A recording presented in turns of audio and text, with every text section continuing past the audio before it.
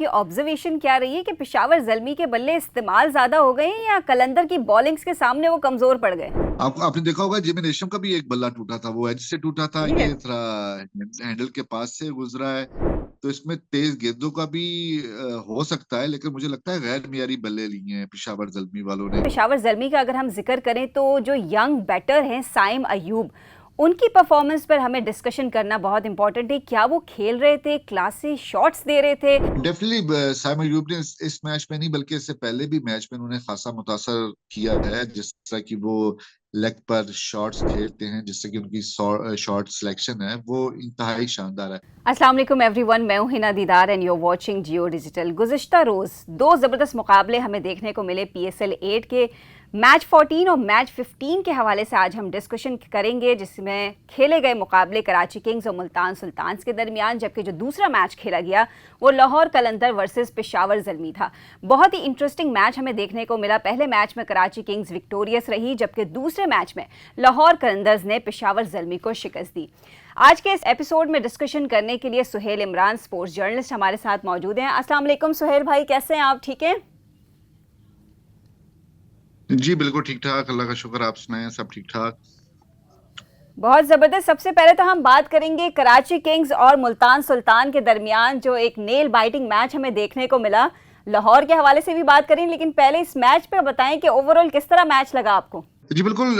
यहाँ पर मुल्तान सुल्तान्स जो टेबल टॉपर है इस वक्त तक, जो पाकिस्तान सुपर लीग का जो पॉइंट्स टेबल है, और उसने अपने तमाम तर मैचेस अपने home ground Multan cricket stadium में ही खेले थे। और उसके बाद उसका पहला मैच था कराची किंग्स के खिलाफ, और कराची किंग का अपनी होम ग्राउंड पर खेल रही थी। और यही हुआ कि कंडीशंस, आई थिंक जो पहले भी बात की जा रही थी कि मुल्तान सुल्तान अपनी होम कंडीशंस पर बड़ा अच्छा खेल रही है, और इससे पहले उनका कैंप भी लगा था, और जो ही उनकी कंडीशंस चेंज होती हैं तो उनकी परफॉर्मेंस पर भी फर्क पड़ा। और यही वजह है कि कराची किंग्स के खिलाफ मैच में उनकी उस तरह की परफॉर्मेंस नहीं रही जिस तरह की उन्होंने कोयटा, वहां पर मुल्तान स्टेडियम में अपनी परफॉर्मेंस का तसलसल बरकरार रखा था। और इस चीज को उनके जो कोच हैं मुश्ताक अहमद, उन्होंने भी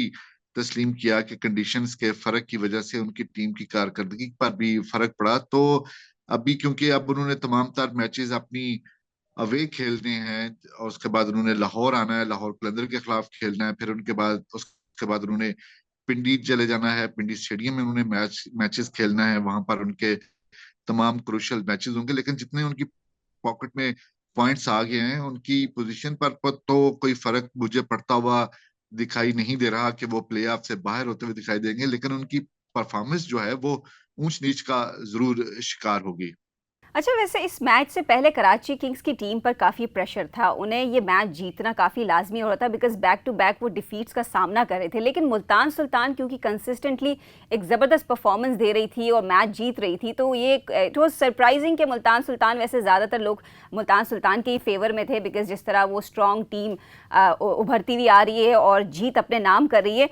लेकिन कराची किंग्स की टीम के बारे में बात करें, उनकी बैटिंग लाइन के हवाले से बात करें, तो सबसे पहले तैयब ताहिर के हवाले से क्या कहेंगे? लास्ट एपिसोड में हम डिस्कशन कर रहे थे कि हैदर अली की कुछ खास परफॉर्मेंस नहीं है, तो पॉसिबिलिटी नजर आ रही थी कि हैदर अली को ड्रॉप करके तैयब ताहिर को इंक्लूड किया जाएगा। तो किस तरह उनकी परफॉर्मेंस आपने देखी? जी डेफिनेटली, जो कराची किंग्स की परफॉर्मेंस थी, जितनी बड़ी वो टीम है, जितना वो अपना कॉम्बिनेशन बनाने के ऊपर तवज्जो देते हैं, फोकस करते हैं, उस तरह का उनका पे ऑफ नहीं किया था। लेकिन जब कल उन्होंने अपनी कुछ चेंजेस की तो उन्होंने उसका पे ऑफ भी किया। अगर आप तैयब ताहिर की बात करें तो तैयब ताहिर जो हैं वो पाकिस्तान कप में भी और इसके अलावा जो डोमेस्टिक क्रिकेट के मैचेस होते हैं, उन्होंने अपने आप को बताया कि वो बड़े टैलेंटेड प्लेयर हैं, और उन्होंने कल अपने डेब्यू मैच में इस चीज को साबित भी किया। इस तरह तबरेज शमसी का आना भी बड़ा अच्छा जी। साबित हुआ कराची किंग्स के लिए। तो जितनी भी उन्होंने तब्दीलियां की, जितना भी उन्होंने कॉम्बिनेशन बनाने के लिए फोकस किया और कॉम्बिनेशन बनाने की कोशिश की तो उसका कराची किंग्स को फायदा हुआ, और जीत उनके लिए बहुत जरूरी थी क्योंकि उन्होंने टूर्नामेंट में इन रहने के लिए उनको इस जीत की बहुत ज्यादा जरूरत थी जो उनको मिली, और यही वजह है कि अब वो पॉइंट्स टेबल पर भी उनकी पोजीशन बेहतर हुई है, और अब अगले मैचेस में भी वो अगर इसी तरह की कारकर्दगी, इसी तरह की कॉम्बिनेशन को रख सकते हैं, बरकरार रख सकते हैं, तो खासा इंटरेस्टिंग हो गया है पाकिस्तान सुपर लीग। अगर हम जो स्ट्रगल कर रही हैं टीमें, अगर हम कराची किंग्स की बात करें और क्वेटा ग्लैडिएटर की बात करें, तो इंटरेस्टिंग सिचुएशन इसलिए होगी है कि इस जीत की वजह से अब कराची किंग्स के लिए बड़ी उम्मीद पैदा हो गई है कि वो अब आगे अगले राउंड के लिए भी वो इसी तरह क्वालिफाई कर सकती हैं। वैसे जो ये चेंजेस की बात कर रहे हैं आप, इन चेंजेस के बाद कराची ने 66 रन से मुल्तान सुल्तान जैसी स्ट्रॉन्ग टीम को डिफीट किया है। तो क्या ये रीज़न रहा है इनके डिफीट का कि कुछ कॉम्बिनेशन बनाने में टीम की वो सही नहीं डिसीजन ले पा रहे थे? जी डेफिनेटली अभी जो टीमें स्ट्रगल कर रही हैं, अगर आप क्वेटा ग्लैडिएटर को भी देखें तो वो बहुत ज्यादा पैनिक हुई हुई है टीम वो वाली, और वो अपने कॉम्बिनेशन को भी तब्दील कर रही हैं। अपने जो उनका बैटिंग स्लॉट है, जो बैटिंग पोजीशन है, उसको भी वो चेंजेस करते आ रहे हैं। यही वजह है कि उनका कोई कॉम्बिनेशन नहीं बन सका, और यही जरूरत थी कराची किंग्स को। उन्होंने भी अपनी कॉम्बिनेशन को बनाने की कोशिश की जिसमें वो कामयाब हुई हैं, और यही फ्लास नजर आ रहे थे जो पहले मैचेस कराची किंग्स के खेले गए हैं। मोहम्मद आमिर की उनको पहले ही दस्तयाबी नहीं है क्योंकि वो फिटनेस मसाइल से दुचार है, तो उनको बहुत ज्यादा जरूरत थी कि वो एक अच्छा कॉम्बिनेशन बनाते, और यही जो जीत है उनके कॉन्फिडेंस में भी इजाफा करेगी, और साथ साथ उनके कॉम्बिनेशन की जो फॉर्मेशन है उसको भी बेहतर बनाने में उनको मदद मिलेगी। इसी तरह की आपने देखा होगा कि स्ट्रगल कर रही थी मिडिल ऑर्डर में लाहौर कलंदर्स की टीम भी, इसका जिक्र हम बाद में भी करेंगे, और उन्होंने भी अपने कॉम्बिनेशन को तब्दील किया, कामरान गुलाम को टेस्ट दिया, और उनकी जगह पर अब्दुल्ला शफी को खिलाया। तो जो टीमें भी अपने कॉम्बिनेशन को बेहतर अंदाज से अप्लाई कर रही हैं, बेहतर अंदाज से अपनाने की कोशिश कर रही हैं, उनको सुपर लीग में फायदा ही हो रहा है, ताकि आगे वो जिस तरह जो जो सुपर लीग बढ़ रही है तो उनकी कारकर्दगी बेहतर हो और पॉइंट्स टेबल पर उनकी पोजीशन भी मुस्तहकम हो। कराची किंग की विक्ट्री में जितना उनकी बैटिंग यूनिट का कंट्रीब्यूशन रहे, आई वुड से उससे कुछ ज़्यादा उनकी जो बॉलिंग यूनिट है उन्होंने काफ़ी अच्छा परफॉर्म किया है। तबरेज़ शम्सी की पर्टिकुलरली अगर हम बात करें तो वो प्लेयर ऑफ द मैच भी बने। He picked up 3 wickets. तो उनकी परफॉर्मेंस पर आप क्या कहेंगे?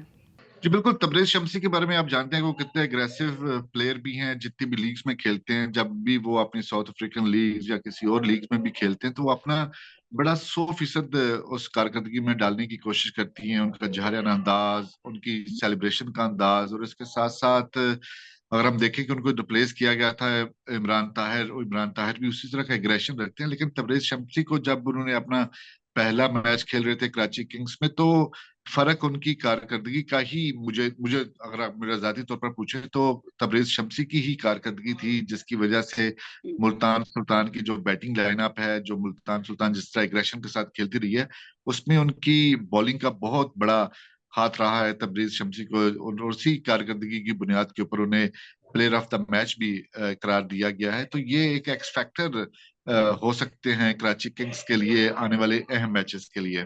यस, बिल्कुल। और शुएब मलिक को हम ना भूलें, वो भी ज़बरदस्त बॉलिंग करते हुए हमें नजर आए। उन्होंने भी 3 विकेट्स ली। शुएब मलिक किस तरह आपको लगे कल?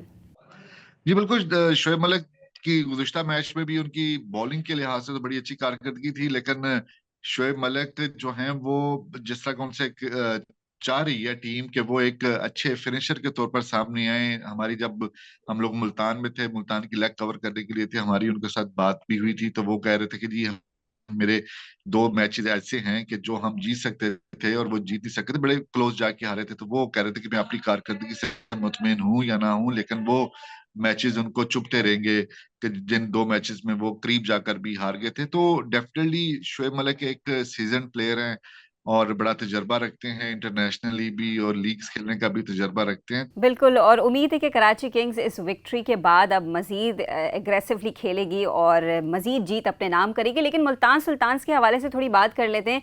आपको कंडीशन चेंज होने के अलावा क्या फैक्टर्स नज़र आए, क्या रीजंस नज़र आए इनके इस मैच के हारने के? मुझे तो कंडीशंस का ये लग रहा है कि क्योंकि वो वहां पे 3 हफ्तों से वहां पे मौजूद थे मुल्तान में, 5 मैचेस उन्होंने वहां पर खेले, कैंप उनका वहां पर लगा था।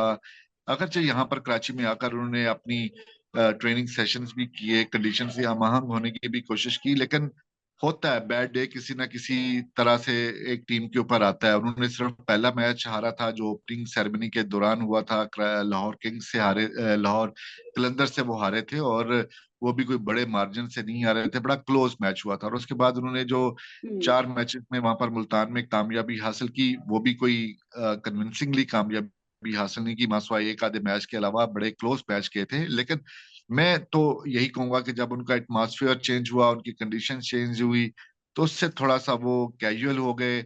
उसके अलावा उनके जो फॉर्मेशन है, वो उसमें जो कॉम्बिनेशन है, उसमें कोई भी मुझे कोताही या कोई भी खामी नजर नहीं आई। ट्रू।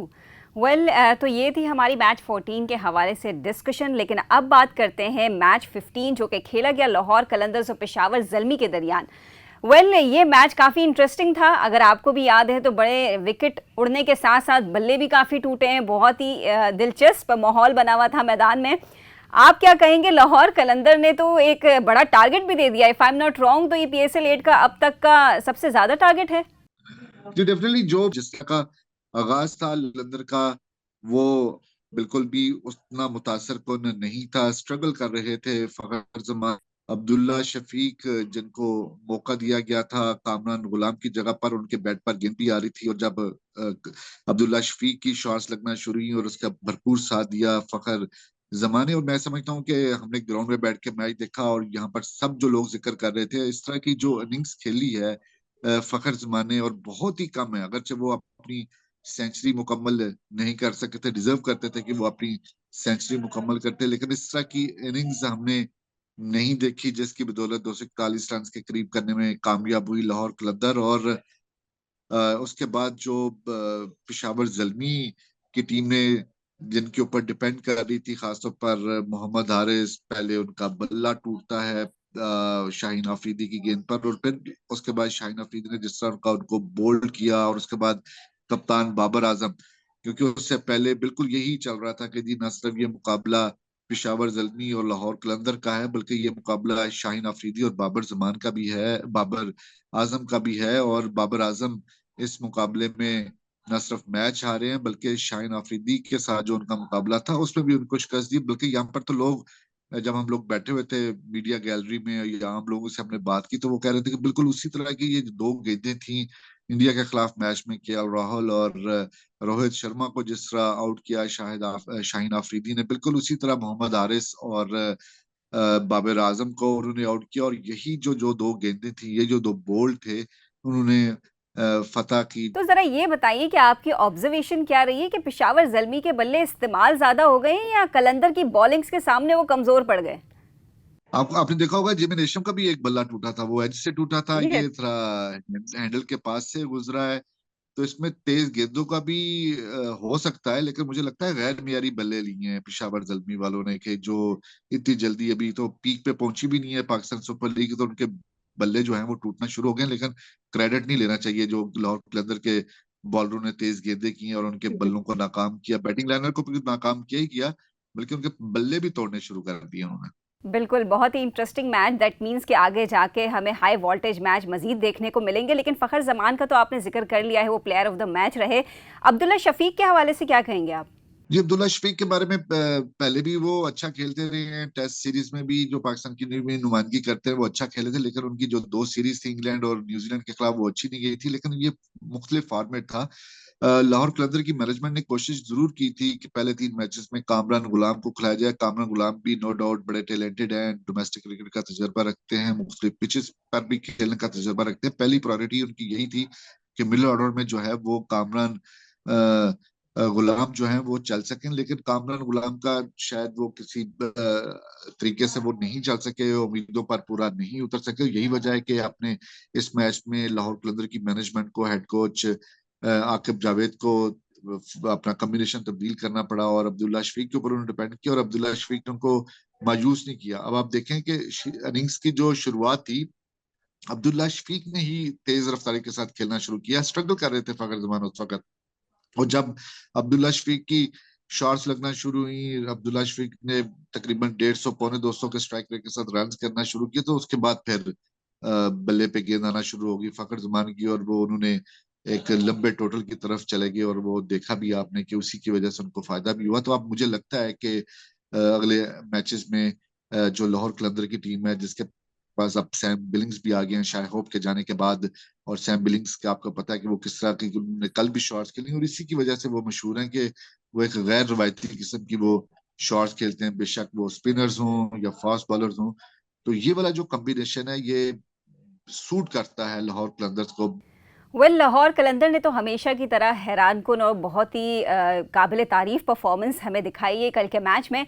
लेकिन let's come to Peshawar Zalmi, और ख़ास कर पेशावर ज़ल्मी का अगर हम जिक्र करें तो जो यंग बैटर हैं साइम अयूब, उनकी परफॉर्मेंस पर हमें डिस्कशन करना बहुत इंपॉर्टेंट है। क्या वो खेल रहे थे, क्लासी शॉट्स दे रहे थे, जिस टेक्निक्स के साथ वो थे, मतलब तेज गेंददारी हो या मुख्तलिफ वैरायटी की बॉलिंग्स हो रही हो, उनकी जो बल्लेबाजी हो रही थी, it was incredible. Definitely Saim Ayub ने इस मैच में नहीं बल्कि इससे पहले भी मैच में उन्होंने खासा मुतासर किया है, जिस तरह की वो लेग पर शॉट्स खेलते हैं, जिससे कि उनकी शॉट सिलेक्शन है वो इंतहाई शानदार है। अगरचे हमारे यहाँ कोई भी नौजवान अच्छा परफॉर्म करता है तो उसको माजी के बल्लेबाजों के साथ कंपेयर करना शुरू कर दिया जाता है, जैसे वो सिकंदर के साथ कंपेयर करना शुरू कर दिया, बट इट्स टू अर्ली। लेकिन उनके अंदर झलक नजर आ रही है, उनके अंदर एक ऐसी झलक नजर आ रही है कि वो एक इंटरनेशनल प्लेयर बन सकते हैं, पाकिस्तान उनके ऊपर डिपेंड कर सकता है। और जिस तरह की वो शॉट्स खेल रही हैं, जिस तरह का उनका कदोकामत है, जिस तरह की उनकी जिसामत है, आउटस्टैंडिंग। मैं तो उसको गैर मामूली कहूंगा, जिस तरह वो निडर होकर खेलते हैं, इट्स सो इंस्पायरिंग। मतलब कि बहुत वो है कि इसको जितनी भी तारीफ की जाए वो कम है, और उन्हें पे ऑफ करेगा ये वाला भी, जो जिस तरह के वो दास से वो खेल रहे हैं। और पेशावर जल्मी भी उनके ऊपर डिपेंड कर रही है, जिस तरह दो उनके जो मेन खेल रहे थे, मोहम्मद हारिस थे, वो भी बड़ा जारहाना अंदाज में खेलते हैं। और खास तौर पर जब बाबर आजम आउट हो जाते हैं, और बाबर आजम के बाद दो आउट होने के बाद जिस तरह वो स्कोर को तेज रफ्तारी के साथ आगे लेकर बढ़े और 200 तक का रन हासिल किए उन्होंने, ये इट्स आउटस्टैंडिंग। होता नहीं है ऐसे, मतलब जब आप एक टीम ने बहुत ज्यादा रन किए हों, लगभग 250 के करीब रन किए हों, और दूसरी टीम उसको चेस करने के लिए जा रही हो, और उसमें एक नौजवान बैटर है, उसकी अपनी 50 भी हो और अच्छी शॉट सिलेक्शन भी हो, तो ये खासा काबिल तारीफ है। ओके, हाँ इंडीड ये बहुत अच्छा टैलेंट है साइम अयूब, जिस तरह कंसिस्टेंटली खेल रहे हैं, बहुत आगे जाएंगे इंशाल्लाह। लेकिन अगर बात करें पेशावर ज़ल्मी के ओवरऑल इस फेलियर का रीज़न आपको क्या नज़र आ रहा है? इनका स्टार्ट तो बहुत ज़बरदस्त था, लेकिन आगे जाके बहुत स्लो हो गए थे।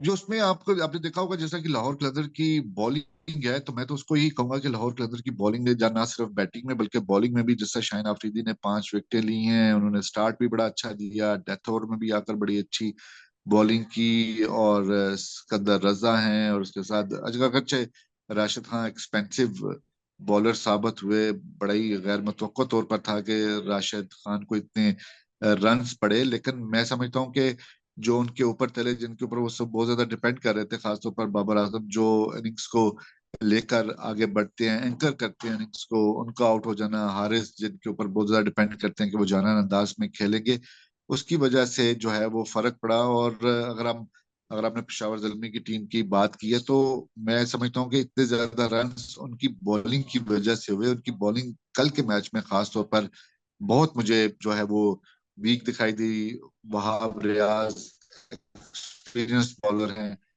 उन्होंने स्ट्रगल किया। सलमान इरशाद हैं, पिछले एडिशन में उन्होंने बड़ी अच्छी बॉलिंग की थी, लेकिन वो इस ऑफ कलर दिखाई दे रहे हैं इस एडिशन में। और उसके साथ अरशद हैं, वो मतलब उस तरह का जिस तरह उनके ऊपर डिपेंड किया जाता है, जेमी नेशम है, उनको भी बहुत ज्यादा रन्स पड़े। ये जो 3-4 बॉलर्स जिनका मैंने नाम लिया है, तो ये उस तरह का डिलीवर नहीं कर पाए हैं कि जिसकी वजह से पेशावर ज़ल्मी को फायदा होता, और उसका फायदा उठाया लाहौर कलंदर ने, जिन्होंने इतने ज्यादा रन्स बोर्ड पर लगाए और उनको कामयाबी हासिल करने में आसानी हुई। Thank you so much Sohail Imran, आपने हमें ज्वाइन किया। मैच 14 और मैच 15 की पोस्ट मैच डिस्कशन हमने की। आपका इन मैचेस के हवाले से क्या राय है, हमें कमेंट बॉक्स में लाजी बताइएगा। That's it for today. अपना ख्याल रखिए। अल्लाह हाफिज़।